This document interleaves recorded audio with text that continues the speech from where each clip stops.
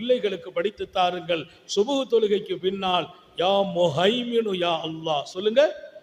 யா முஹைமின் ஹுவல்லாஹுல், அல்லாஹ் குர்ஆன் ஷரீஃபில் அவருடைய திருப்பெயர்களை சொல்கிற போது அல் மூமினுல் முஹைமினுல் அசீசுல் ஜப்பாருல் முத்தகப்பிர், அதிலே முஹைமின் யா முஹைமினு யா அல்லாஹ். சுபுவுக்கு பின்னால் 113 தடவை யா முஹைமின் என்ற வார்த்தை, முன்னாலையும் பின்னாலையும் 13 ஸலவாத்து ஓதி அதை தினமும் ஓதுவீர்களேயானால் உங்களுக்கும் மறதிக்கும் சம்பந்தமே இல்லை என்றார்கள்.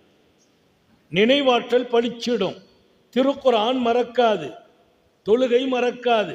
தொழுகையில் அல்லாஹ்வும் மறக்க மாட்டான், அல்லாஹ்வை நாம மறக்க மாட்டோம். தொழுகையில அல்லாஹ்வை நம்ம மறக்க மாட்டோம். வீட்டில் இருக்கிற பொருள்கள் மறக்காது. ஒவ்வொரு பொருளையும் வைத்து விட்டு தேடும் நிலை உருவாகாது. அப்ப என்ன சொல்ல வருகிறேன், மறதி போவதற்கு கூட